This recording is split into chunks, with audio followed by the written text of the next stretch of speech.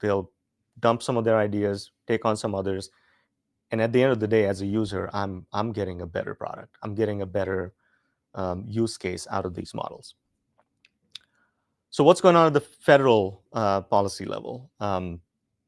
The White House is supposed to be releasing um, a policy on AI, and what it essentially means is that I'm going to pull up my notes. Excuse me. Um, President Trump's admin is poised to unveil what's being called the most substantive federal stance on AI to date. Nothing like this exists, but they're working really hard. So we all know David Sachs is leading the charge on AI as I don't know what his position is, but he's in charge of that and crypto. Um, and this plan follows an executive order signed in January, directing top White House advisors to create a roadmap focused on removing barriers to AI innovation, scaling up digital infrastructure, and consolidating federal leadership in AI. Now, we just talked about the war between the different models and companies. There's an AI war going on between countries. We don't want China to beat us at this, right? So if you've been following the whole chip saga and what we're allowing NVIDIA to export to China, um, there's a few schools of thought in that realm in terms of who gets to win this uh, major war on AI and artificial technologies. So what is the plan? The plan is expected to accelerate federal investment in AI infrastructure. Think billions towards data centers and energy grids. It's supposed to be streamlining permitting and environmental policies to make building AI infrastructure faster and easier. And a big part of that is power, right? China is ahead of us in terms of power generation because they've been added in the nuclear space.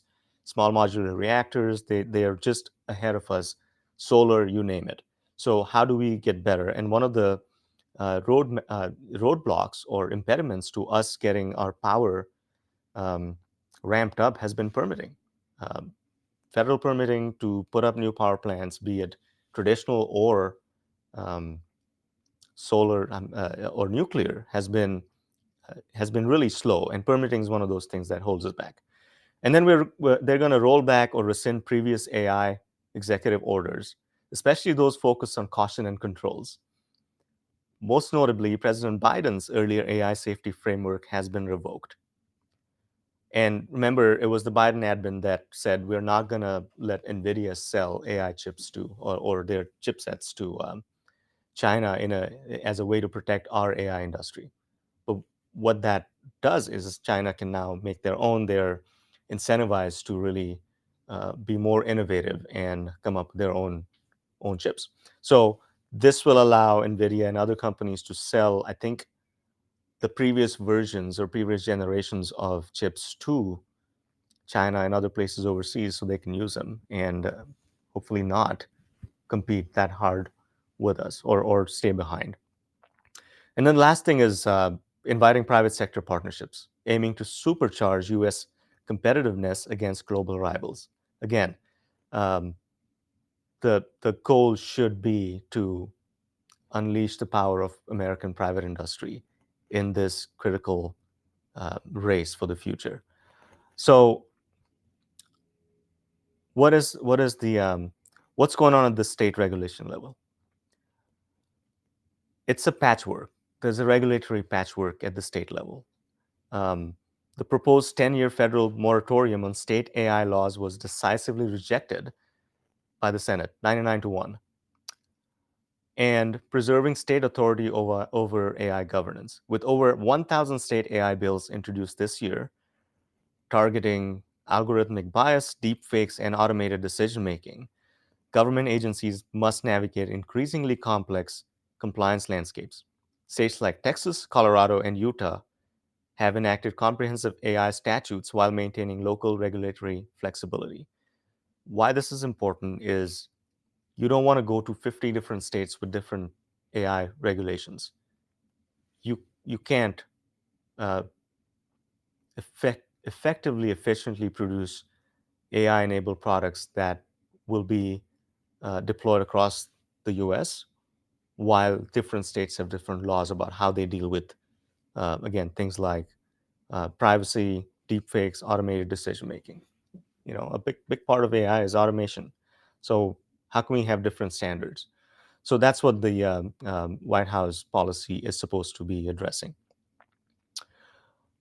So what's next? Lots of investments, private sector commitments, Google, AWS, Blackstone, all the leading major American corporations are going pretty deep, if not all in, on AI. And like we said, well, let's talk about the AI contracts that the DoD has given out. Now, we've heard of Microsoft getting a giant DoD contract. I think that was rescinded or changed in some way, but all of these major players, XAI, OpenAI, Anthropic, and Google, have massive contracts with DoD at the federal level to enhance threat detection, strategic analysis capabilities, scientific research, which essentially means accelerated R&D in critical defense technologies. Now, again, this ties back to the global perspective, geopolitics. You want to have in America, we need to have the defense technologies that are AI enabled that can use the better capabilities that we produce as opposed to our rivals. So lots of money being put in, lots of public-private partnerships happening. And then military healthcare, improved medicine and veteran care systems. We all know a lot of the major federal systems are broken. That includes the Veterans Administration, Health and Human Services. So lots of cool things happening at the Fed level. So let's talk about Grok for government. It's supposedly a specialized model that has secure deployment. They're on the GSA procurement schedule, so it allows agencies and departments to buy from XAI through that vehicle. And it's supposed to be having custom training and specialized capabilities. Again, this is brand new, untested, but it could have some key use cases if all of this is true. Again, defense intelligence, analysis, scientific research, accelerating scientific research, and then healthcare systems optimization for that space. What's ChatGPT doing though? Like I said, it came out of the gate before anyone else did. Early adopters like me jumped in, and likewise, it's being used in multiple government agencies. I think there's more adoption of ChatGPT and OpenAI than any other platform. I'm sure there's others, but 3,500 plus agencies across the country, federal, state, and local, are using either ChatGPT or ChatGPT powered solutions. It could be as simple as chatbots. I know chatbots are not simple, but in the grand scheme of things, it's a simple application. 90,000 plus users, government employees using AI for daily operations. And again, I don't know what that breakdown is. Are they using specialized products? Are they just using GPT? Hopefully not using the free versions, because again, you don't want data, the models being trained on your data. And the estimate of efficiency is 105 minutes saved daily. According to Pennsylvania's pilot program, it's showing significant productivity gains. I mean, it's easy to see how that is possible and true, because gosh, we save a bunch of time using AI internally. So I can only imagine a large local, state, federal agency using AI to improve productivity. And it's important because all of us are in this weird labor market, right? Where governments especially can't attract the kind of talent that they really want. So how do you do more with less? How do you use automation and your systems to do this right? So I'm going to take a pause here, see if there's any questions. None. It's probably a fascinating presentation I'm giving here. But what I want to do is give you access to some free resources. Like I said, we've come up with an AI maturity model. Again, the point of this tool is to understand where you stand. Understand where you stand. Where's your organization in terms of readiness to take on AI? Do you have the right tool sets, the right policies, the right people, the right tech stack, the right cybersecurity? All of this is critically important. You can't just go buy the next cool AI tool. You need to think through how that impacts your overall organization, your strategy, and security. Because again, yes, it's government data. Yes, it's all publicly available, but you don't want AI models training on your data, especially if you handle PII and other sensitive information. So QR code down here, scan that, download the AI maturity assessment. It'll take a few minutes. It's 12 pages of, it's basically a workbook that has an assessment. Download that, run it through your organization, and let us know if we've missed something or if you found that useful. At the end of that assessment, you will know where you stand in terms of AI maturity. Are you ready to take on automation and AI, and in what capacity? There's 5 different levels that you can be at. The last one is master. I don't know, I forget what it's called, but if you want to be at the top level, um, you have to have a lot of pieces in place, not just go and buy the next cool shiny thing you see at a conference. So take advantage of that, please. And again, we are here for feedback and questions. And if you need help with an actual AI strategy, we would love to help you. Um, so moving on, what are smart cities and local use cases? What are the local use cases for this? Now, smart cities is not a new term. It's been around for a long, long time. Um, it used to mean different things. Essentially, if you have, intelligent traffic signals, if your water and power meters are being read by automation and software instead of some people driving around looking at your meters, you're a smart city. And then there's different layers of that. You could have Internet of Things, your assets talking to each other, telling you what's going on at all times.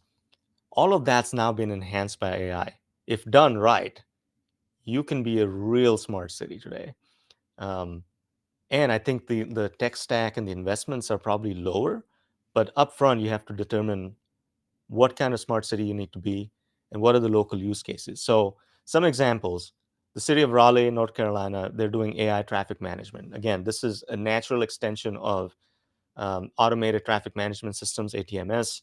Um, if you've been to a large or small city, the traffic signals have patterns. They read traffic. They are based on data on what road has how much traffic on a given Sunday, and then they bake that into their software.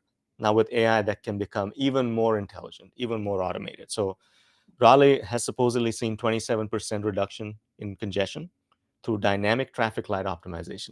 Again, ATMS on steroids using AI. The next is San Jose. San Jose, by the way, in California, they've been leading the charge on the GovAI coalition. They're doing a lot of cool things, as they should. They're Silicon Valley. They're the hotbed of all innovation in AI. So what are they doing? One of the examples is AI powered 311. This is a major pain point for most cities that have a 311 organization, which essentially is anything a citizen needs, they call 311 non-emergency to find out when their trash is going to get picked up, if there's a dead animal in front of their house. Um, so with AI, San Jose is seeing 40% faster response times and 35% cost reduction in citizen services.